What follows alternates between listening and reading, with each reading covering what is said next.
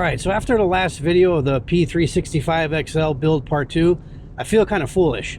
I thought my barrel melted. I thought the finish on the barrel came off.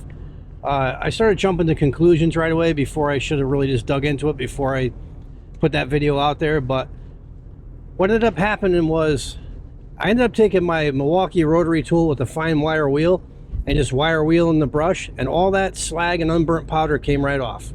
So it turns out this Zaffiri precision barrel, there's nothing wrong with it. It was just me, and I think I know the reason why. I'm on my way up to the club now to prove the theory. I reload, and I've been reloading for years. I only use copper jacketed bullets, but a while back I caught a deal on these moly coated bullets, and I've never ran moly coated bullets. They're like a powder coated style bullet, and I think that's the reason why that barrel looked like that after just, you know, a few rounds through it. So what I'm going to do is I'm going to run my carry rounds through it that are jacketed. I'll drop the slide and take a look at the barrel. If it looks fine, then I'll know it's, and then I'll run the moly coated bullets, and if it slags up like that again, I'll know it's the moly coated bullets. And I'm not going to be using those going forward in this particular firearm anyway. I'll just finish these out on my other guns because they run fine.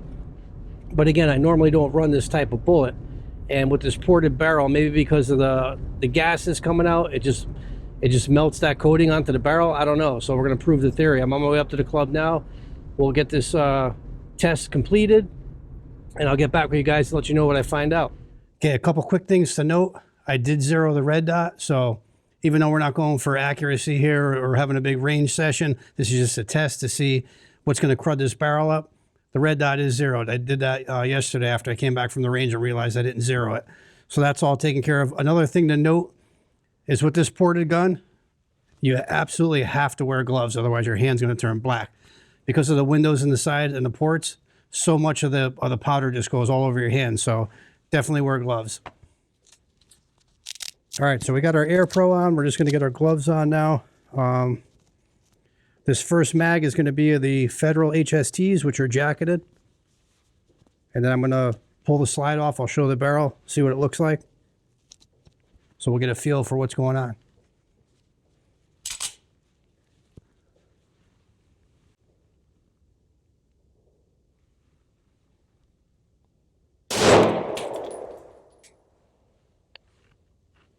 Well, there goes my light.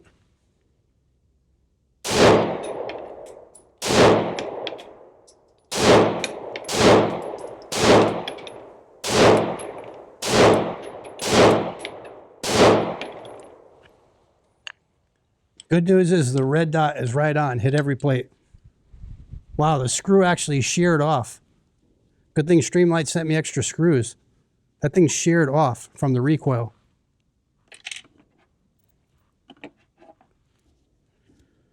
That's not good. But I'll tell you what,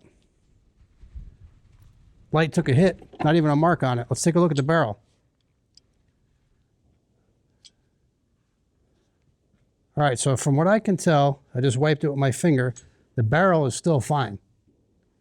So we're gonna get a mag loaded up with these moly coated bullets and we'll see what happens.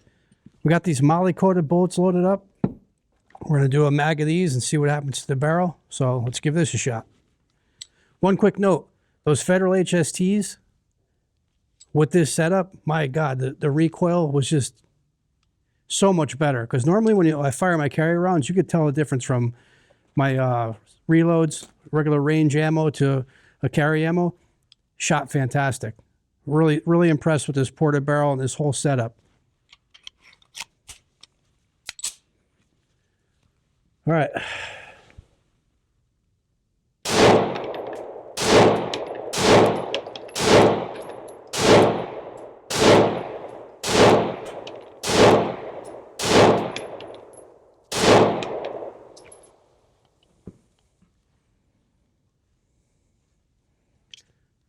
All right, let's see what we got.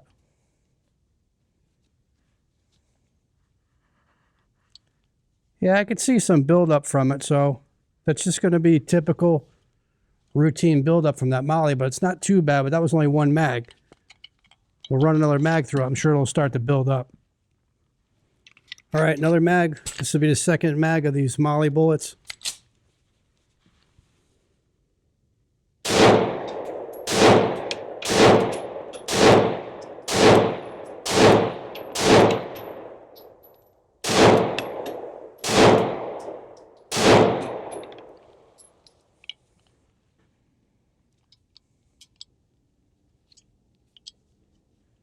Yeah, it's definitely starting to build up. I can see it there on the top. All right, so it turns out I was right. It looked like the Molly bullets are making that barrel just slagged up. So no more Molly bullets for this one. We're going to take it home. I'll show you guys the barrel when I get home. And then we'll take the Milwaukee rotary tool. We'll get it cleaned up. I'll show you guys after it's clean, and then strictly jacket it after this. All right, just got back from the range. I was just out in the garage. Got this barrel all cleaned up. Here we go. We're going to roll in some pictures of what the barrel looked like beforehand. And then after I hit it with the Milwaukee rotary tool, you'll see what the barrel looks like afterwards. Just like the day Zaffiri sent it to me, all polished up and nice and shiny again. So it was 100% those Molly coated bullets. I'll only be using those in certain guns from now on because I only bought 1,000 of them. So once I go through that 1,000, I'm not running any Molly coated bullets anymore. But they run fine in my other guns. I have no issues inside the barrel with any of that stuff sticking in there, just on this particular ported one. But I'll be only using copper jacketed as I always have in the past. I'll be using that going forward, especially in this build. But Zaffiri did get back to me. They offered to either swap the barrel out or pick a different color. So I don't know if they had this issue, other people had this issue, and they called and complained. But I sent an email back saying, nope, I cleaned it up. I figured out what the issue was. I'm good. I appreciate you getting back to me. So, excuse me, at least they got back to me and offered something, which was nice on their end. But again, I think I'm covered. I'm just going to be using the copper jacketed moving forward in this particular build. So that's it, guys. I proved the theory. It was the Molly coated bullets that were slagging up this particular barrel. And luckily it was easy enough to clean up with the Milwaukee rotary tool and a little wire wheel. Back to new as you see in the pictures. All right, guys, that's going to finish it up for this video. You guys, any questions or comments, leave them down below.